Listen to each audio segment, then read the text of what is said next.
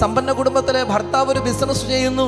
ഭാര്യയെ ഒരല്പം പോലും സ്നേഹിക്കാത്ത ഒരു മനുഷ്യൻ. ഭാര്യയുടെ ജോലി എന്ന് പറയുന്ന വീട്ടിലെ വേലക്കാരിയുടെ റോളാണ്. അർഹിക്കുന്ന ഒരു സ്നേഹമുണ്ട്, കരുതലുണ്ട്, ഒരു പരിഗണനയുണ്ട്. ഇതൊന്നും കിട്ടാത്ത ഒരു അമ്മ. ഇന്നത്തെ കാലത്ത് ഇദ്ദേഹത്തിന് ഒരു ജീപ്പുണ്ട്. ഉച്ചഭക്ഷണം കഴിക്കാൻ വേണ്ടി വീട്ടിലേക്ക് വരും. ജീപ്പിന്റെ സ്വരം കേൾക്കുന്ന സമയത്ത് മേശപ്പുറത്ത് ഭക്ഷണം എല്ലാം റെഡി ആയിരിക്കണം.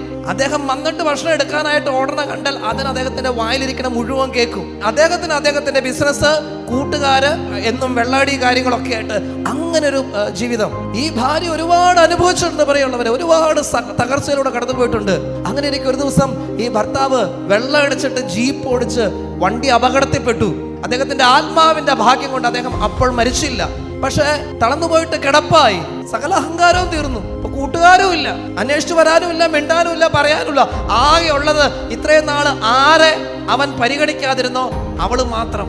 നമ്മൾ പ്രതീക്ഷിക്കുന്നവരൊന്നും നമ്മുടെ കൂടെ ഉണ്ടാകണമെന്ന് ഒരു നിർബന്ധമില്ല. പരാതിയും കൂടാണ്ട് ഈ ഭർത്താവിനെ അങ്ങേയറ്റം ഈ സ്ത്രീ ശുശ്രൂഷിക്കാൻ തുടങ്ങി. പകൽ സമയത്ത് കിടന്ന് വിശ്രമിക്കുക. ഇദ്ദേഹത്തിന്റെ കട്ടിലിന്റെ ഇടയിൽ എന്തോ എന്നുള്ള ചെറിയ സ്വരം കേൾക്കാൻ തുടങ്ങി. അപ്പൊ അതൊക്കെ കണ്ണു തുറന്നു നോക്കുമ്പോ കാണുന്ന കാഴ്ച, ഭാര്യ പണിയെല്ലാം തീർത്തിട്ട് ഈ ഭർത്താവിന്റെ കട്ടിലിന്റെ അടുത്ത് വന്ന് കിടന്നുറങ്ങുന്ന ഭർത്താവിനെ ശല്യം ചെയ്യാതെ ഇരുന്ന് ജപമാല ചൊല്ലി പ്രാർത്ഥിച്ചുകൊണ്ടിരിക്കുക.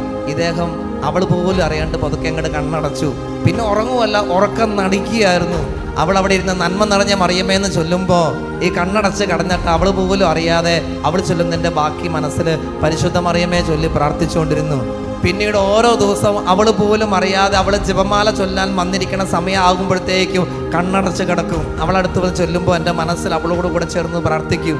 പിന്നെ ഒരിക്കലും ഇത് അഭിനയിക്കുക നമുക്ക് മനസ്സിലായി. അതോടുകൂടി കണ്ണടക്കിലെല്ലാം നിർത്തിയിട്ട് ഭാര്യയും ഭർത്താവും ഒന്നിച്ച് ജപമാല ചൊല്ലി പ്രാർത്ഥിക്കാൻ തുടങ്ങും. ജീവിതത്തിന്റെ അവസാന കുറെ നാള് ഇത്രയും നാള് കിട്ടാത്ത സകല സ്നേഹം കൂടെ ദൈവം വാരിക്കോരി അദ്ദേഹം വഴിയായിട്ട് ആ ഭാര്യയ്ക്ക് കിട്ടി. ആ ഭർത്താവിന്റെ ആത്മാവിനെ രക്ഷിച്ചെടുക്കാനാണ് ആ ഭാര്യയ്ക്ക് സാധിച്ചു എന്നുള്ളതാണ്. ദൈവം ആഗ്രഹിക്കുന്നുണ്ട് നമ്മളും രക്ഷപ്പെടണം, നമ്മൾ വഴി നമ്മുടെ പ്രിയപ്പെട്ടവരും രക്ഷപ്പെടണമെന്ന് ആഗ്രഹിക്കുക. രക്ഷ നമ്മുടെ അവകാശമാണ്, രക്ഷ നമ്മുടെ ഉത്തരവാദിത്തമാണ്.